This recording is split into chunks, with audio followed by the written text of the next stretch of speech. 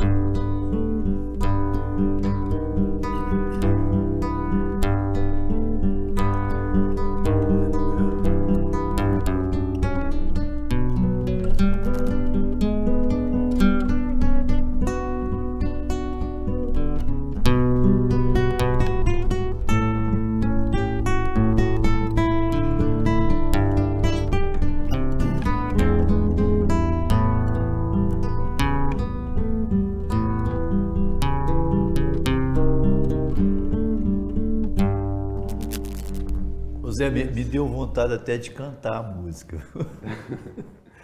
Só que se eu fosse cantar, eu ia desafinar. Não é? Cantar é uma arte. Você canta também, Zé? Por exemplo, você Não, tocou não. aí, se eu não estou enganado, isso é Pixinguinha? É Pixinguinha, Carinhoso. Carinhoso, é. Carinhoso. A música não é o meu forte, eu gosto de boa música e espero que você, nesse programa nosso, que deve durar aí uns 60 minutos, toque mais para nós. Mas vamos começar do início. Eu vou pedir para você falar um pouco, eu sei que é difícil, quem eu sou, nem o Sócrates não sabia, né?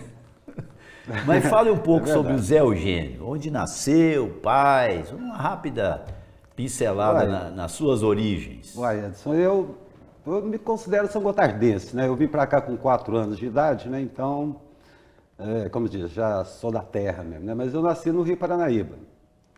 Aí nós mudamos para cá, meu pai, né, nossa família mudou para cá e, quer dizer, já tem um bom tempo que a gente, né, morando aqui em São Gotardo, a terra que a gente gosta muito, né? Tanto é por isso que não saímos, né? A gente, né, eu pelo menos não saí, resolvi ficar aqui em São Gotardo, né?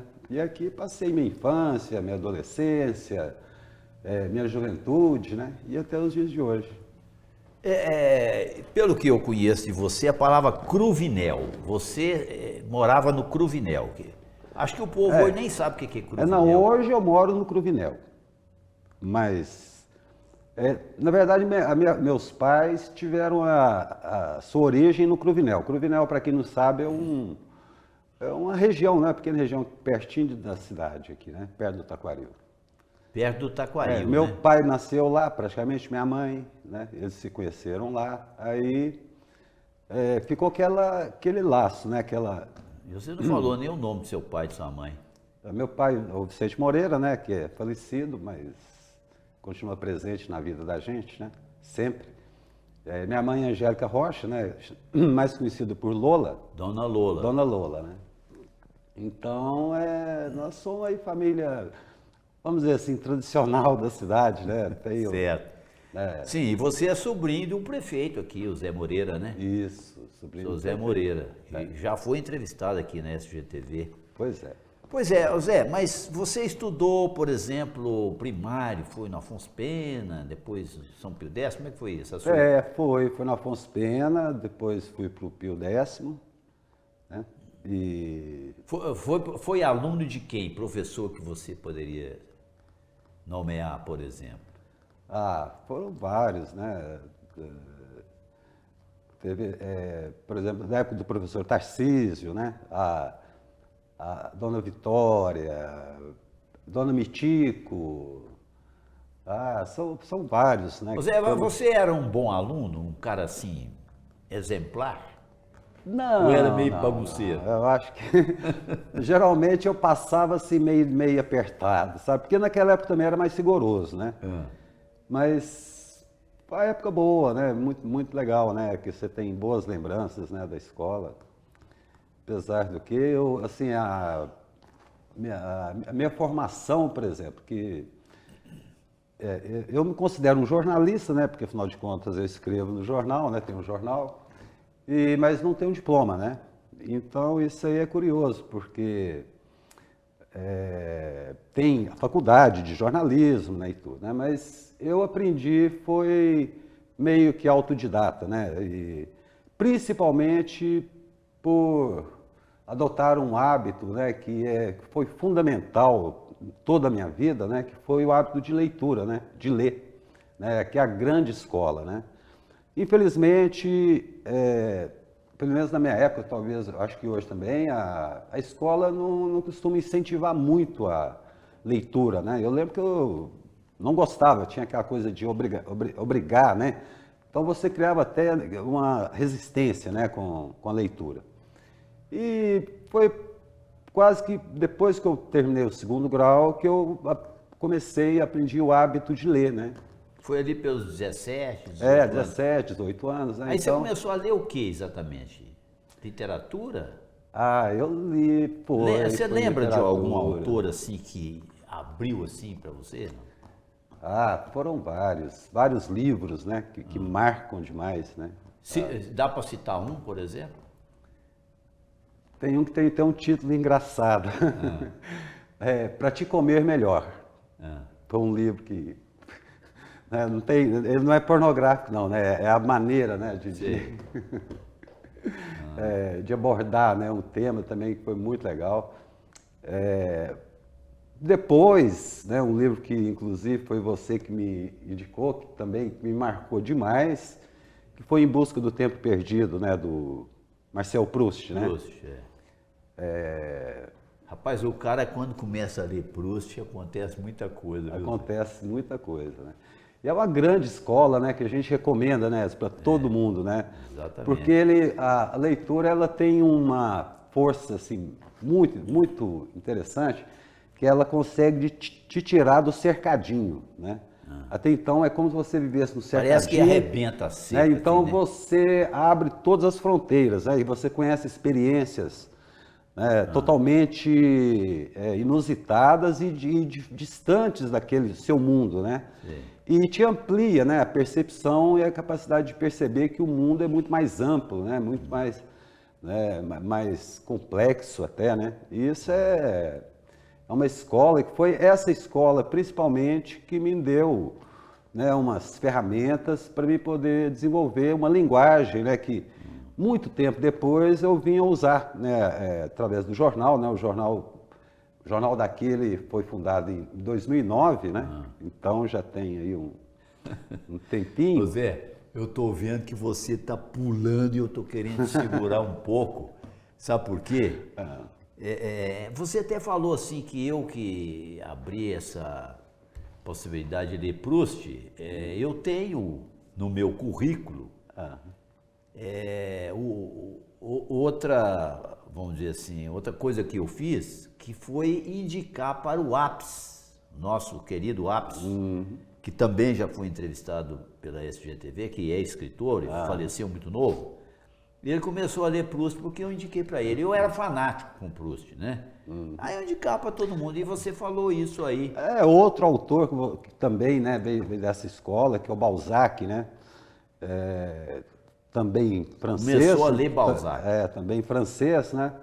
E também fundamental, né? E a literatura brasileira também, né? Claro, né? Que em grandes autores, né? Depois que eu vim conhecer Machado de Assis, né?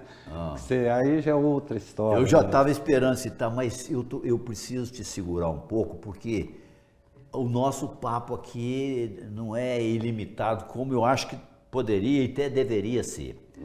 Mas, enveredar pela literatura, nós vamos longe. Vai longe, é verdade. E eu estou querendo puxar você para uma... Você me falou uma frase que me impressionou muito. Eu gostaria que você discutisse ela com o público. Você me falou assim, Edson, pior coisa que tem é uma vida segura. Olha só essa frase, ela é impactante, ela me impressionou muito. E você já teve uma vida segura, que você era funcionário do Banco da Caixa Econômica. Caixa Econômica. Era para estar aposentado hoje pela Caixa Econômica. E também você foi funcionário da Prefeitura. Você pode falar um pouco sobre essa vida segura que você tinha, que de repente você abandonou? Eu realmente, sabe, eu sei que é um pouco assim complicado, né, às vezes de ter essa experiência, né, na sua vida, no sentido assim de você abrir mão da segurança, né? Segurar a vida segura, a gente coloca assim naquela percepção, naqueles aspectos assim de você eliminar os riscos, os perigos, né? E a pior coisa que pode acontecer é você tentar fugir dos riscos e dos perigos, né? Que a vida, ela está sempre te colocando em confronto, né? Sempre te colocando em desafio. E você fugir desse desafio não é um bom caminho, né? Eu acho que a gente tem que aprender a enfrentar, né, esses desafios. É complicado, mas né, você falando da minha experiência, eu passei um pouco por isso, né? O que você fazia na Caixa Econômica? Eu era meio um office boy, né? Mas. Então você não chegou à posição de chefia lá, não? Você você era muito novo ainda nessa época. Eu tinha 18 anos, né? Mas foi um período porque quando você está disposto a abrir, né, os flancos para você aprender, tudo é uma lição, né? Também no banco eu aprendi muita coisa, né? Eu lembro que eu tive, na época, a minha chefe era a Dona Itália Melo Castro. Você tinha que ter um horário, cumprir direitinho? E ela foi uma mestre na minha vida, né? Eu já falei isso para ela, né? Que ela me ensinou muita coisa, né? E desse período, né? Mas aí, só que ali não era o meu mundo, né? Não era o que eu queria para mim na minha vida, né? Então foi assim, até um pouco polêmico, né? Mas aí eu pedi demissão né, do banco, que é uma coisa, né, que realmente te dá aquela impressão dá um impacto, né? Tinha segurança, né? De você ter segurança do emprego e tudo, mas não era o que eu queria, né? Não era o que eu almejava, né? Então eu larguei o banco e fui trabalhar por conta própria, né? Zé, eu ia te perguntar isso, mas antes eu gostaria de ouvir mais. Você trouxe algumas músicas. Isso. Nós vamos ouvir o que agora?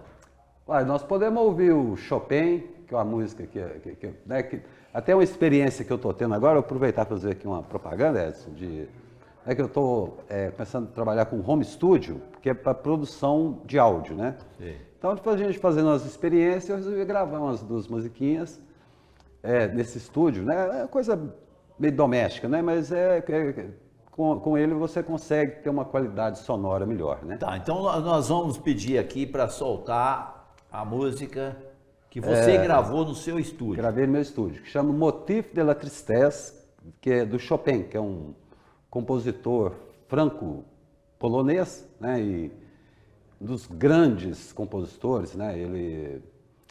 Ele faleceu, ele faleceu em 1810, né? Então já tem um bom tempo, né? É uma música clássica, né? Música clássica. Então solta aí para nós.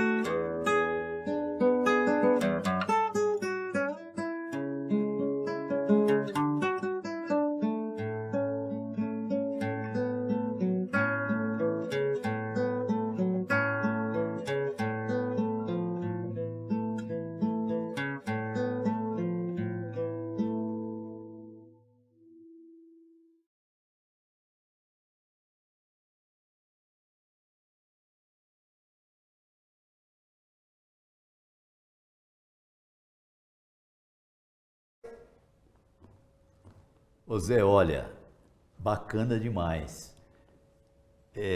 Eu não sou a pessoa indicada para ficar discutindo música com você. Música sertaneja, música rock, etc. Tal. E eu gostaria de direcionar, voltar aqui ao fio da meada. Você falou, saiu da caixa, aí você passou um período de trabalhar por conta própria. Aí eu já tenho lembrança que eu te conheci fazendo sandalinha, artesão. Como é que foi essa experiência, Zé? Pois é, realmente, foi também uma escola, né? Porque o trabalho manual, né, Aquilo é gostoso de fazer, né? ele é gostoso, o problema é que ele não dá muito dinheiro, né? Dá não. Então, assim, é complicado, né? Você faz assim mais assim por acreditar, por gostar, né? Mas eu cheguei a fazer sapato, né? Nessa época. Mas sempre aquela coisa da curiosidade, né? E nesse período mesmo eu também comecei a produzir mel, né? Fui apicultor um tempo, né? Que também foi uma experiência muito boa, né? Eu aprendi muita coisa com essa experiência de apicultor. Então foram duas atividades, né? Que vieram posteriormente, né? Depois que eu saí do banco. E só para completar, Edson, quando a gente fala assim da vida segura, na verdade tanta gente que fala, né, que a gente deve sempre cultivar uma palavrinha mágica que se chama curiosidade, né? Sim. A curiosidade, se você estiver disposto a ser curioso, você tem que deixar um pouco de lado aquela zona confortável, né, para você conhecer coisas novas, né? Então, e a gente só conhece coisas novas quando você resolve se aventurar, né? E deixar um pouco aquela vida segura. Muito bem. Aí eu sei que você passou, depois de ter essa experiência de artesão, você se tornou novamente funcionário público. Agora é público, não é funcionário. Você realmente passou por um período na prefeitura e eu sei que você fez muita coisa ali, porque você foi secretário de cultura, né? Como é que foi essa história? Foi muito legal, né? Foi uma experiência muito boa, porque... Foi no governo... do Paulo Êgio, Paulo né? Êgio. Então, foi um período de muita efervescência, né, aqui em São Gotardo, né? Que foi o primeiro mandato do Paulo Êgio. Que foi de 84 a 88, 83 né? a 88. 83 a 88. Então, eu entrei para a prefeitura, acho que foi 85, por aí, 86. E existia, né, um espírito de abertura, né, de novas possibilidades. Então, nós tivemos a oportunidade de apresentar alguns projetos, né, que foram experiências muito gratificantes, né, e até esses dias, conversando com o Leônidas, né, que é o secretário de Estado da Cultura, né, que teve em São Gotardo há pouco tempo, ele relembrando, né, que uma coisa que marcou muito ele foi o Cinearte, né, que é um projeto que a gente desenvolveu nesse período, que era um telão, né, um cinema gratuito, né? Então isso é num período, né, que estava começando a aparecer as fitas VHS, né? Então já tem um bom tempo, né? Aquilo foi avançado para a época, né, Zé? Muito avançado, né? Estava começando as fitas. Não né? tinha essa facilidade que tem hoje. Não, de maneira alguma, né? Então, assim, por exemplo, aí a gente, né, apresentou o projeto Paulo Êgio, ele gostou da ideia, nós compramos o telão, e então eu alugava filme em Belo Horizonte, né, que aqui em São Gotardo ainda não tinha. Então eu alugava filme lá e exibia aqui, né, montamos uma sala e era sempre sala cheia. Onde que era, Zé, o local? Ele funcionou em vários locais, né, lá nas obras sociais. E depois, até um dia, eu conversando com o pessoal da prefeitura, eu falando para eles que aí o Cinearte já funcionou no terceiro andar do Prédio Amarelo, né, que muita gente fala que é condenado, e é mentira, a gente funcionou, né, muito tempo lá, o cinema lá no terceiro andar. Ia muita gente, Zé? Ia muita gente, né, passava filmes que nem estava... Naquela época tinha um pouco de pirataria, né, filme que às vezes... Não estava liberado. Nem estava liberado direito, mas... né, a gente tinha acesso e passava, né, e exibia. Então foi uma época muito boa, né? Foram outros projetos também, né? Você se lembra também, uma escola de música, né? Que a gente instalou aqui, cursos de teatro, né? Então Foi um período muito produtivo, né? Nesse período que eu participei também lá desse trabalho do setor público. Você falou em cursos, você pode citar algum, não? Você se lembra, não? De teatro, por exemplo? Vocês chegaram a fazer teatro, né? Chegamos a fazer teatro. Tinha nome, era Nata do Lixo? Era tinha um grupo de teatro aqui que chamava Nata do Lixo, né? Que é até curioso, né? Não sei se o Uso já contou essa história, mas o juiz tentou embargar o nome, né, na época. O nome tão bonito, né? Tirava o melhor a nata do lixo, né? A nata do lixo, né? Quer dizer, uma coisa muito boa, né? Aí, inclusive o lixo hoje é muito valorizado. Pois então, né? Mas é a coisa, né? Teatral mesmo, né? Uma brincadeira assim teatral.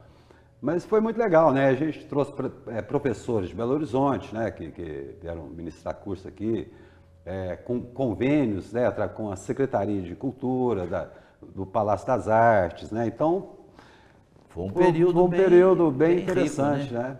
Porque quando a gente fala em incentivo à cultura, na verdade, o principal, o que a gente considera fundamental, é você criar ambientes para fomentar, para que as pessoas produzam cultura, e não que elas sejam apenas consumidoras, né, de produtos culturais. Né? Então, a formação e nas várias expressões, né, que você tem na arte, né, que a arte tem essa capacidade, né, como linguagem, né, de explorar, né, grandes possibilidades. Então você tem o teatro, a música, né, a dança, a pintura, né, tudo isso. Parece que até capoeira tem. Capoeira, né? Veio um grupo de capoeira. Veio um grupo de capoeira. Então é muito interessante a ideia de formar, né, de você oferecer para as pessoas, principalmente para os jovens, né, a possibilidade dele ter acesso ao conhecimento, né, ao conhecimento artístico, né, e isso é possível quando você traz, né, um profissional, né, uma pessoa que já é entendida na área para poder passar o conhecimento, né. Então, isso é interessante porque nessa época eu acho que era um período áureo assim da Rede Globo, das novelas. Todo mundo estava vendo a Rede Globo de novelas e vinha lá o grupo Nata do Lixo, vinha. Pois é. Essas promoções culturais são muito importantes, né? É verdade. Olha, nós não podemos privar o nosso público de ouvir mais uma gravação que você fez no seu estúdio. Vamos pedir mais uma música antes de você falar de outra coisa também muito importante no seu currículo, que é a televisão, que começou mais ou menos em 93, depois que você já passou essa fase, né? Vamos pedir então mais uma segunda música. Agora nós vamos ouvir 2 prelúdios do Manuel Ponce, peças pequenas, rapidinho, só para...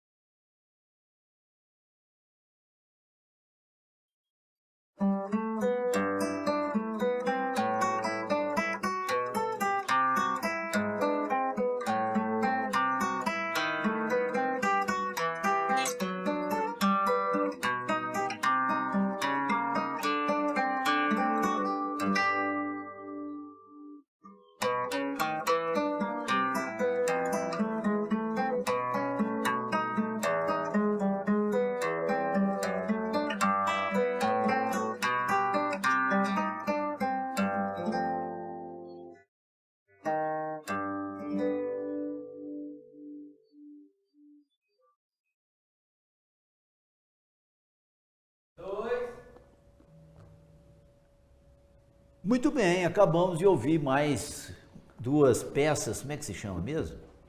Dois prelúdios. Prelúdios. De um compositor espanhol que chama Manuel Ponce, né? Então, a música instrumental, né, a música clássica, né, é algo que sempre me atraiu muito. Eu sempre procurei aprender, né, e estudar, né, que é uma música mais complicada, porque o violão é um instrumento que exige muito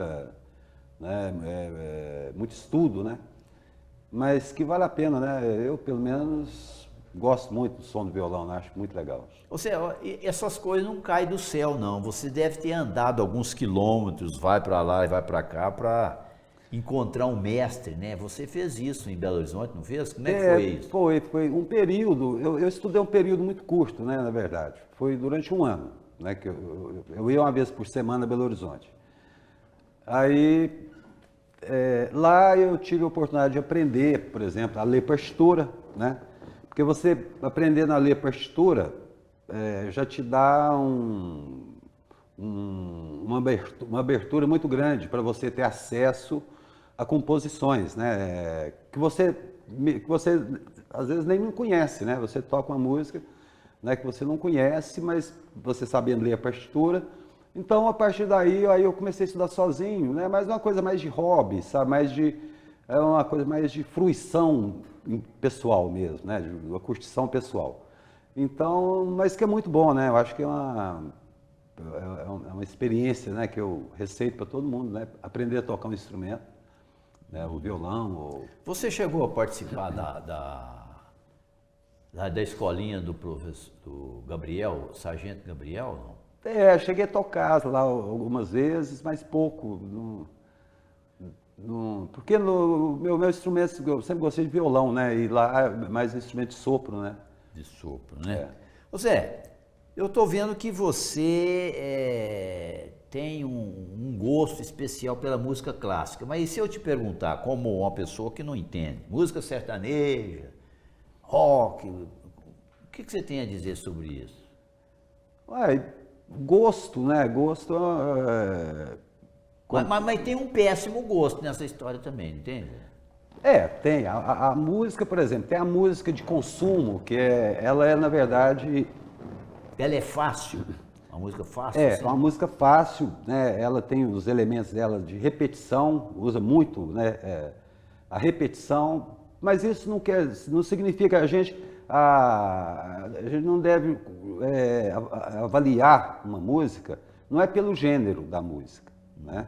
Sim. Tem né, tantas pessoas falam que existe a música boa e a música ruim, não importa o gênero, pode ser rock, pode ser, né, a música de raiz, né, a música caipira, música clássica. Então, parte muito de uma experiência pessoal, né? Se para você está gostando daquela música, ela te faz bem, porque a música é como um alimento, né? Ela é indispensável na vida de todo mundo, né? Ela tem assim, uma penetração na vida das pessoas que é algo incrível, né? As pessoas ouvem música diariamente, né? A maioria das pessoas. Eu posso dizer que você é da geração do rock, dos Beatles, Rolling Stones, como é que é? Você curtiu isso? Curti muito, muito rock, né? E a curiosidade, né, te leva a conhecer novos ritmos também, né? Depois você vai explorando, né, a música africana, por exemplo, né, a música europeia, né? E através do estudo você também pode ter acesso a músicas de outras épocas, né? Então você amplia o leque, né? Eu sempre sugiro que as pessoas não fiquem bitoladas, né, em um só ritmo, né, ouvindo sempre a mesma coisa. Isso é muito ruim, né? Porque existe um leque enorme de músicas muito boas, né? Então, a pior coisa que pode acontecer é você ficar sempre fechado, né, num gênero, né, no tipo de música, né? É ideal que você amplie, né? Que você vai perceber que tem muita coisa boa. Já que nós estamos falando em música, você poderia citar assim uns três, não vou falar demais não, porque senão o assunto vai render muito.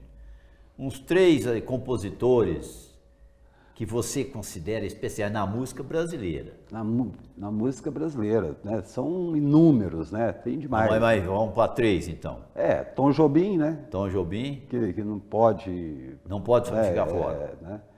Aí você tem Noel Rosa, né?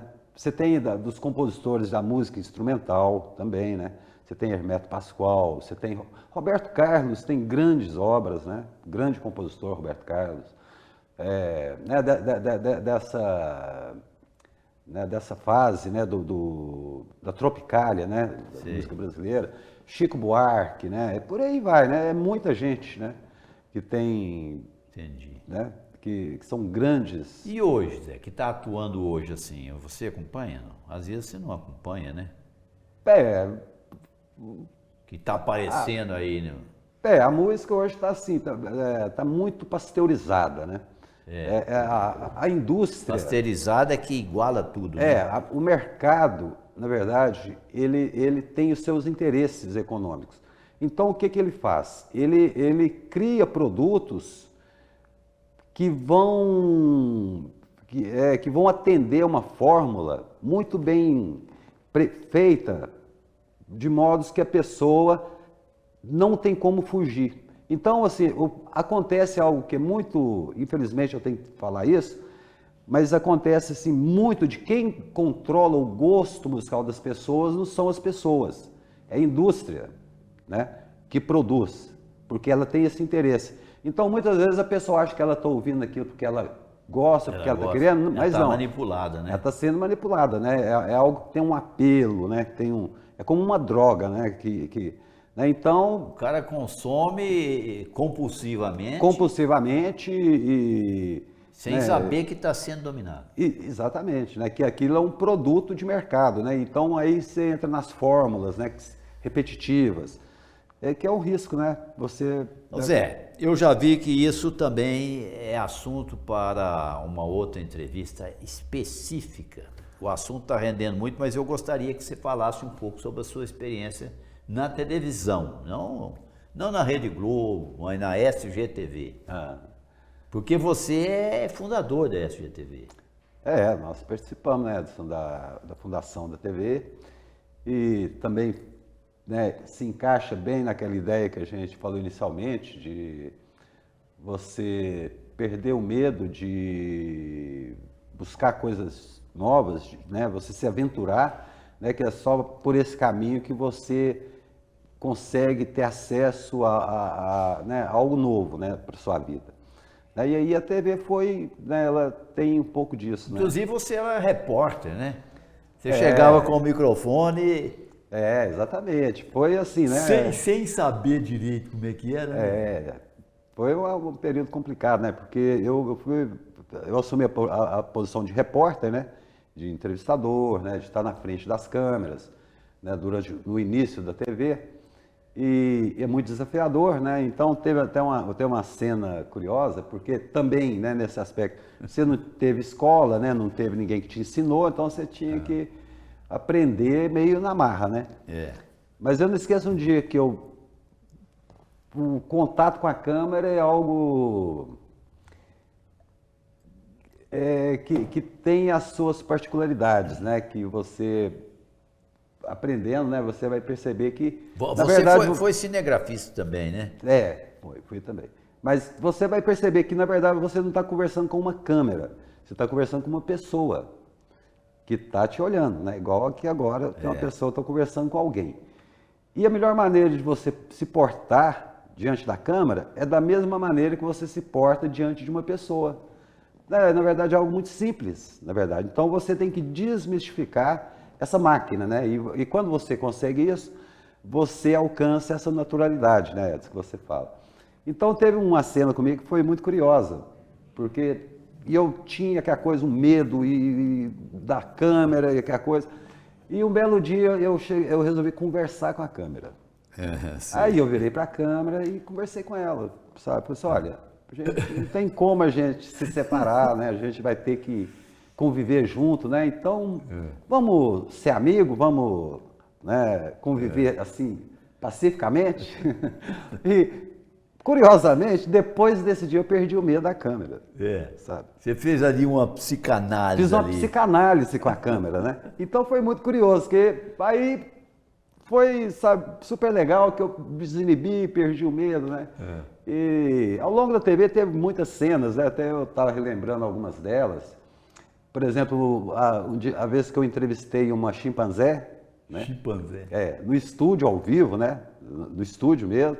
Né? A gente estava fazendo uma matéria lá do circo, aí o dono do circo sugeriu, na verdade estava fazendo tipo uma publicidade para o circo, né? Aí ele sugeriu de trazer chimpanzé até no estúdio, né? Que eu apresentava o jornal ao vivo.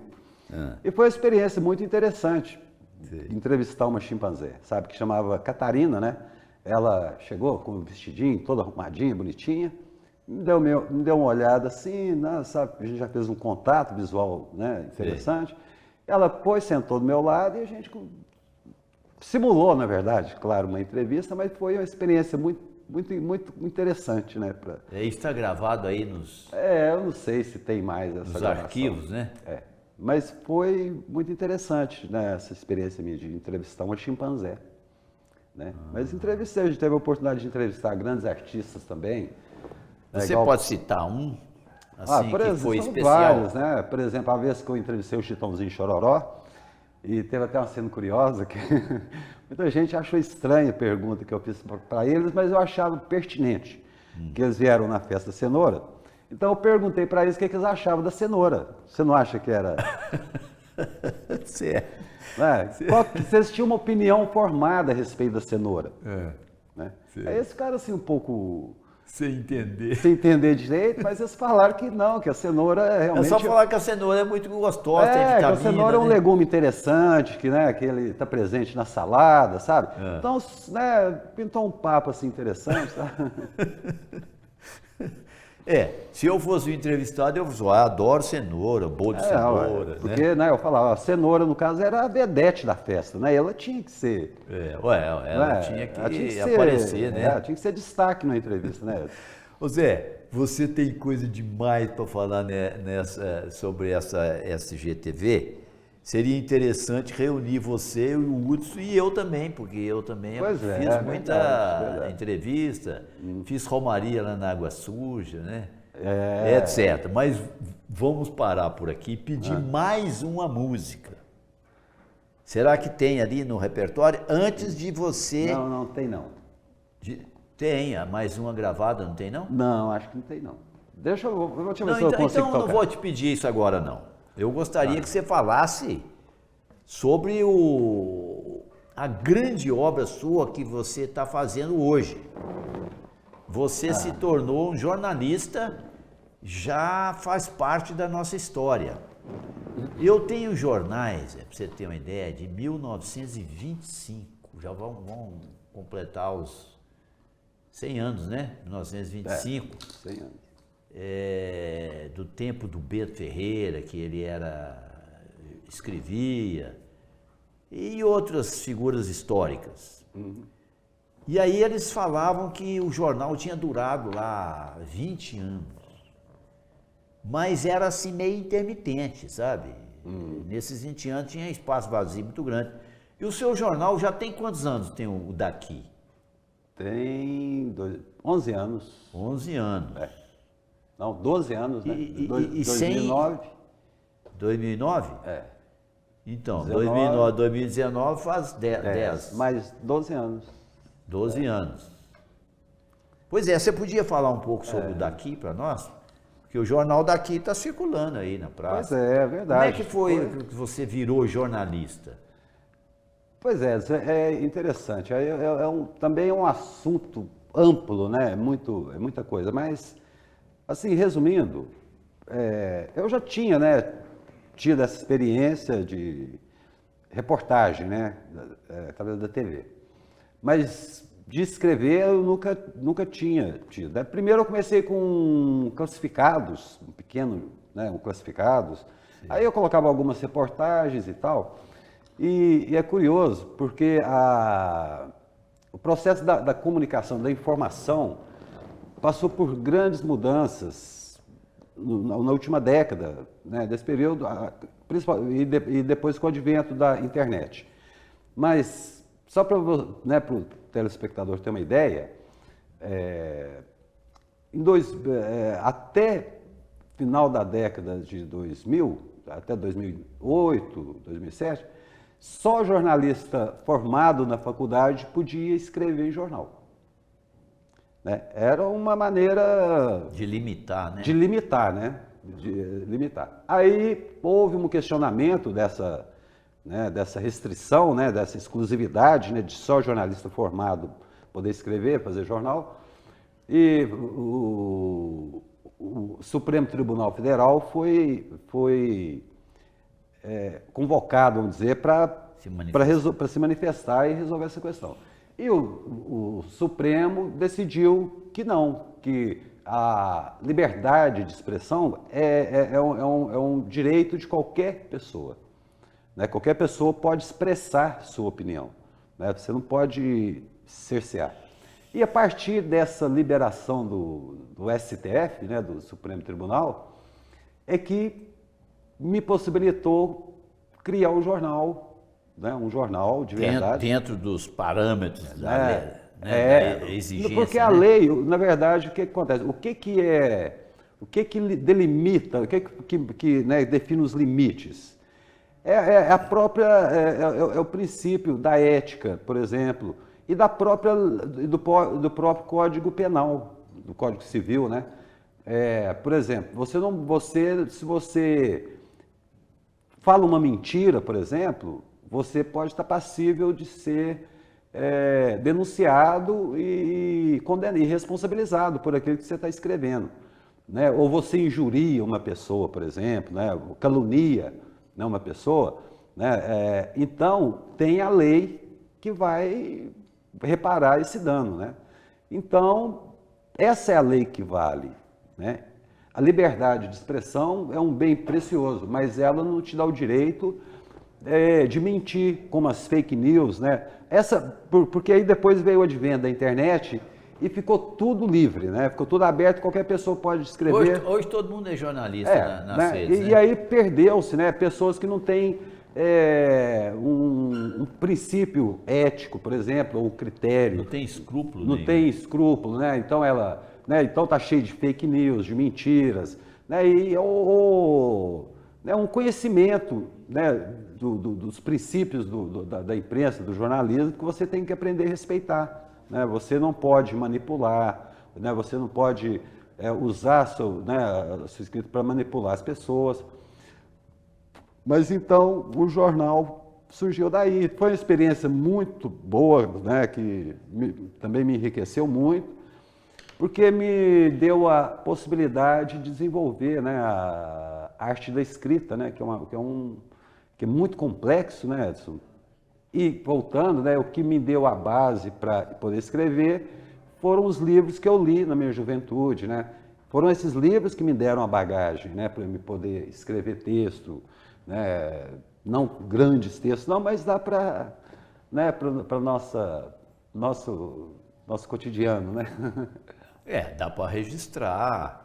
Dá para você registrar. Muita coisa importante, né? E você conhecer os princípios da imprensa, né, que a gente estava falando, né, de saber separar o que é opinião do que é fato, por exemplo. Né? Você tem que ter isso muito claro, né, na linha, né, do conteúdo do jornal, né, para você não enganar, né, você não travestir de fato o que é uma opinião. Né, por exemplo, né, então tem todo um princípio ético, né, que a escrita é algo muito complexo, né, não é algo simples, sabe, que você pega e vai, né, é bem complicado. Mas isso é muito atual, né? Nós estamos vivendo. Muito atual, devido talvez à força da internet, das redes sociais, né? Uma pessoa decide, por exemplo, destruir tal indivíduo. Solta uma notícia falsa e aquilo vai prosperando. E quando a notícia ruim ela tem prospera poder, mais rápido, né? Muito mais rápido, então você pode destruir a vida de uma pessoa, né? Com esse tipo, né, de ferramenta, né, que é a informação, né?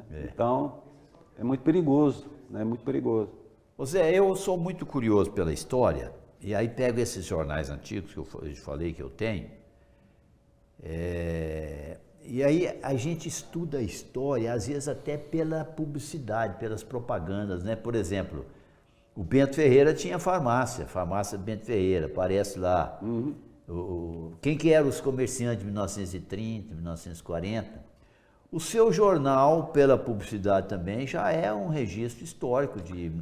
E, inclusive, muitos estabelecimentos que desaparecem, não existem mais. Verdade. E o jornal escrito é muito curioso, né? Porque, a princípio, tinha-se a impressão que o jornal escrito iria desaparecer com a internet, né? Mas não é bem assim, né? A gente ainda tem... Ele tem uma função diferente, Tem uma função diferente, né? Diferenciada. Hoje até eu acho curioso, porque o jornal hoje, ele é um veículo exclusivo em meio a todo esse turbilhão de espaços, né, e de comunicação que tem nas redes sociais, onde você não consegue se distinguir, né? É tanta coisa, é tanta gente publicando que você não consegue distinguir. E eu considero, né, estou puxando a sardinha para o lado do jornal, mas hoje é um veículo diferenciado, né, onde o que você vê no jornal, você não vê em outro lugar. E quando você pega o jornal, você realmente lê aquilo que está escrito, né? Quem está interessado, claro, né? Então, a gente lida com um problema muito sério, que é a pressa, né? As pessoas hoje não têm, sabe, a gente,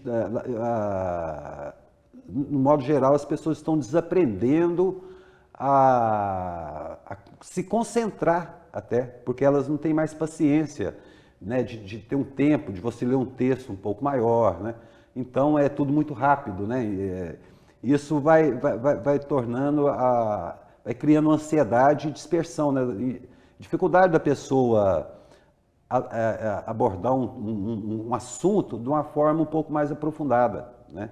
E o jornal, ele tem isso, né? Ele aborda um assunto de uma maneira mais aprofundada, né? Então, e ele lida com questões que fogem daquele imediatismo, né? Fazendo reportagens, né? Até investigativas, né? Procurando também nessa linha, né? E que é algo muito próprio da imprensa, né? A imprensa o baluarte, né? Vamos dizer assim, da liberdade de expressão, né? De você poder se expressar, né? Então, nós somos árduos defensores da livre expressão, né, Edson? Mas com respeito, né? Você tem que saber... Quando eu acompanho esse teu jornal, inclusive tenho até a honra de ter um espaço lá dentro, você tá dando voz para muita gente quando você mostra, por exemplo, uma matéria esportiva, a pessoa fala, você mostra a câmera, você mostra uma festa, inclusive a garota do mês, né? Isso, que a gente pretende voltar com esse quadro, que é muito... Né? Ele desapareceu, a garota do mês? Com a pandemia, né? Muita coisa mudou, né? Então, mas a gente pretende voltar com a garota da capa. A garota da capa. Essa garota, você vai lá, você conversa com ela, ainda faz uma pequena entrevista, né? Exatamente. E aqui ela vai para a história, né? Exatamente. É uma maneira, né? E também entrevistas, né? A gente já fez muita entrevista no jornal, que é a forma de você preservar a história, né? Pessoas, né? Que muitas delas já faleceram, né? Mas que está registrado no jornal, né? E o jornal tem essa característica que a internet, a rede social, quase que não tem, que é a capacidade de preservar informações, né? Nas redes sociais, na internet, tudo desaparece, né? Dura um segundo e desaparece. E o jornal mantém perene, né? A história, né? Então, a gente tem todas as edições guardadas, né? E histórias desde, né, no caso de 2009, que estão muito bem registradas, né? Pois é, isso já é um patrimônio que precisava ser preservado. Exatamente. Às vezes a gente sempre fala assim, preservar tal prédio, preservar tal obra. Mas o jornal daqui já é um monumento a ser preservado. É um... Essa é a minha opinião, que às vezes nem muita muita gente não acha, mas eu sei que eu acho que até é. assim no aspecto prático da coisa, né? De você ter guardado, né, os registros, né, de informações, né, que aconteceram ao longo desses 12 anos, né? Então, está lá guardado no jornal. É Né? muita coisa, né, Zé, que já muita tem lá, coisa. né? Talvez esteja preservado lá na nossa biblioteca municipal, né? Pois é. Porque é o local adequado para isso, né? Encadernar direitinho, colocar à disposição dos leitores para fazer uma pesquisa de 2009, por exemplo. Exatamente. Não A gente sabe, né, da importância que é de você conhecer a história para você entender por que as coisas são assim hoje, né? Só conhecendo de onde que surgiram as informações, né, como que a coisa foi se desdobrando, é que você percebe melhor a realidade, né, o tempo presente. Zé, olha, quando a conversa é boa, o tempo voa. Boa. Até fiz um versinho, né? Quando a conversa é boa, o tempo tempo voa. voa. Mas eu queria ainda te perguntar algumas coisas. Por exemplo, você como jornalista deve ter uma boa visão da conjuntura. Não só local, quanto às vezes regional, nacional e até planetária. O que você pode dizer para o nosso público a respeito da sua percepção de jornalista, dessa que eu chamei de conjuntura, é o que tá rolando aí no momento. Como é que você vê isso? Muito... Pergunta difícil, né? Pergunta difícil, né? Assim, no sentido que ela é muito ampla, né? E não dá para você identificar um... É no sentido de que você se preocupa com alguma coisa, até como jornalista, um grande tema. Quando a gente fala assim, você pensa, por exemplo, meio ambiente. Exatamente. É um tema, né? Localmente, nós poderíamos falar da nossa água poluída no Corguinho Confusão. Você, quando era menino, você deve ter até brincado lá, né? Exatamente. Nós somos, né? Eu acho que a gente sabe, à medida que você vai estudando, você vai percebendo que existem princípios que são inerentes, né, ao que se gostaria de ter numa sociedade, né? São lógicas, né? Igual, por exemplo, você fala do meio ambiente, né? A gente considera que é inadmissível que um agricultor tenha um instinto predatório, porque um agricultor inteligente, ele sabe que o meio ambiente, a natureza, é a fonte de riqueza dele. É ali que ele tira o seu sustento, não é verdade? Então ele tem que saber preservar a água, né? Ele tem que saber preservar o solo. É uma questão de inteligência, né? Não é romantismo, não é, sabe, você achar que isso é algo ideológico, né? Muita gente tenta confundir, né, essas coisas, e isso não existe, né? E também numa sociedade a gente acredita em valores, né? A gente acha que o Brasil, por exemplo, tem muito a evoluir em muitos aspectos, né? A gente hoje convive com uma desigualdade social enorme, né? A desigualdade social, quando você não dá oportunidade para as pessoas de ter acesso à educação, a sociedade toda perde, e muito com isso. É um engano alguém achar que eu vou cuidar só do meu mundinho e o resto não tem influência em mim. É mentira. Isso não é verdade, não é? Porque você, por exemplo, se tem uma pessoa que está passando fome na sua porta, você é responsável por aquilo. Você está prejudicando uma pessoa que, dependendo se você tem, né, tem esse espírito de não respeitar, de não deixar que as pessoas tenham oportunidade, né? Hoje no Brasil a gente está convivendo com uma realidade muito triste nesse sentido, né? Que nós temos 27 milhões de pessoas que estão vivendo abaixo da linha da pobreza, né? Isso é muito ruim, né? Isso é mais de 10% da população, se você considerar que nós temos 210 milhões. Exatamente, né? Então... Quantos milhões você falou? 27? 27 milhões, né? Então, o que se espera de um governante, né? É que ele dê igualdade de oportunidade para as pessoas, porque todos os cidadãos têm os mesmos direitos, né? Tem direito à educação, direito à saúde, né? Então, isso é um dos princípios mais fundamentais, né? Que é o respeito pelos direitos de todo cidadão, né? E, infelizmente, não é isso que acontece, né? Infelizmente, nós vivemos numa sociedade desigual, né? Onde você vê um acúmulo de riqueza, né? Na mão de pouquíssimas pessoas, né? Enquanto você vê uma multidão enorme de pessoas passando necessidade, né? Isso não é a sociedade justa, né? Não é o que a gente quer, não é o que a gente espera. Então, aí, na verdade, o que a gente deve estar sempre cultivando e sabendo discernir são os valores, né? Aquilo que porque te afeta diretamente, né? Afeta todos nós, né?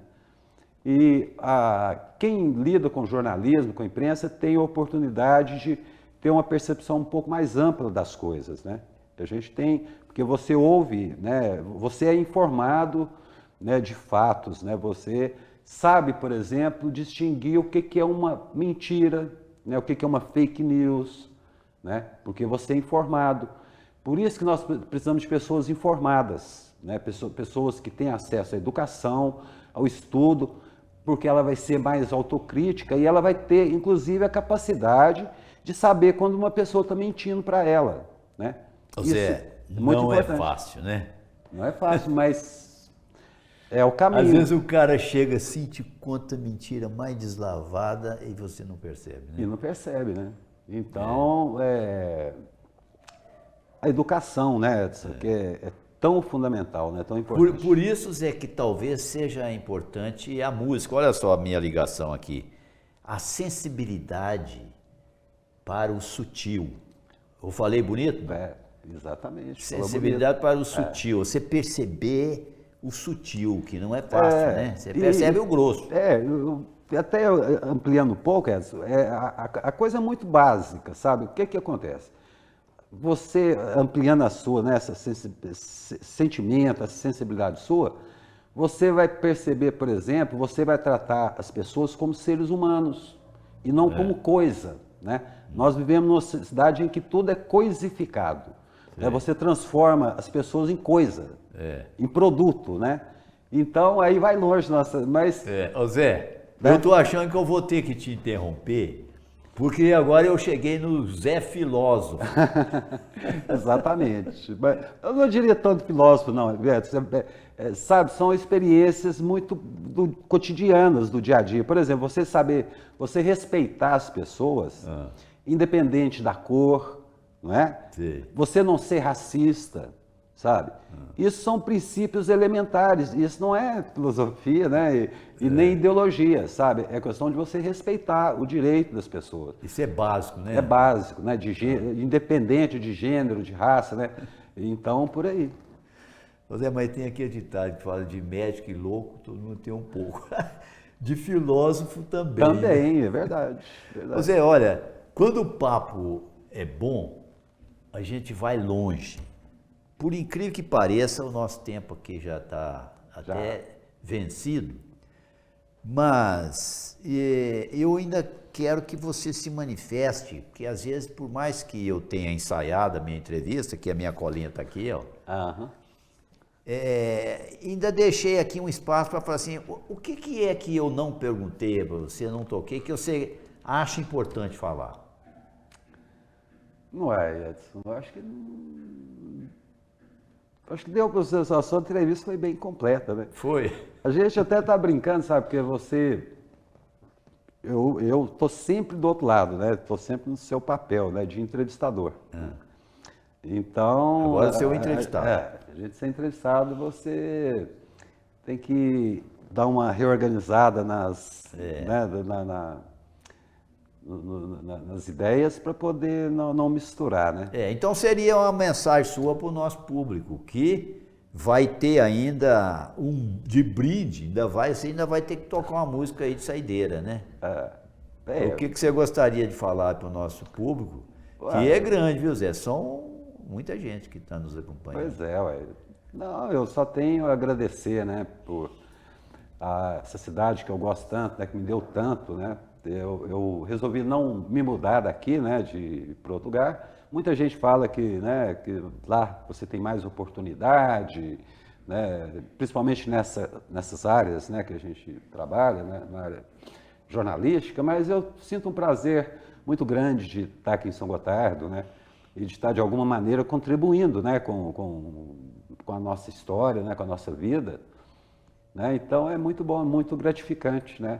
Um lugar onde você tem tantos amigos, né, tantas pessoas. E talvez o nosso público conheça o José Eugênio jornalista, mas aqui com essa nossa conversa pôde ver que eu vi um músico, e eu sei que você já fez vários recitais, eu mesmo já vi um. Pois você tem isso como assim uma espécie de mas programa? É hobby mesmo, né? Música, é hobby. Assim, mas é só pelo prazer, né, de tocar um violão. Tocar, né? Que a gente então gosta. agora nós vamos ouvir aqui a saideira, agradecendo aqui ao nosso público a atenção, e de brinde você vai tocar o que para nós?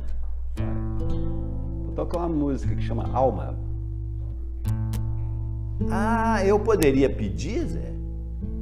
Porque eu gosto muito de bar. Essa é próxima do bar. É. Então é a musiquinha. Eu sei que você curte o bar. O bar também é legal, né? Eu ia pedir, Toca sabe um o que? pedacinho do bar. Jesus, alegria dos homens. Às vezes você toca as duas, né?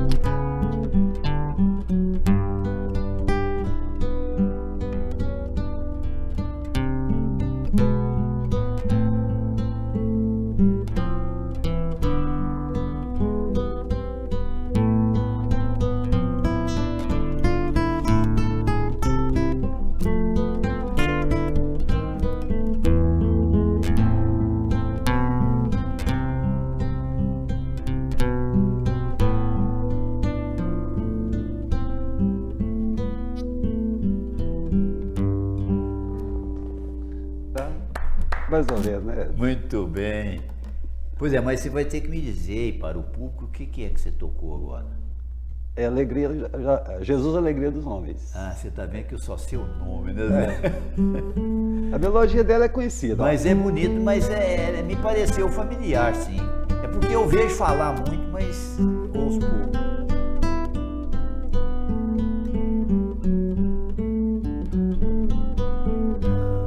Isso daí é conhecido.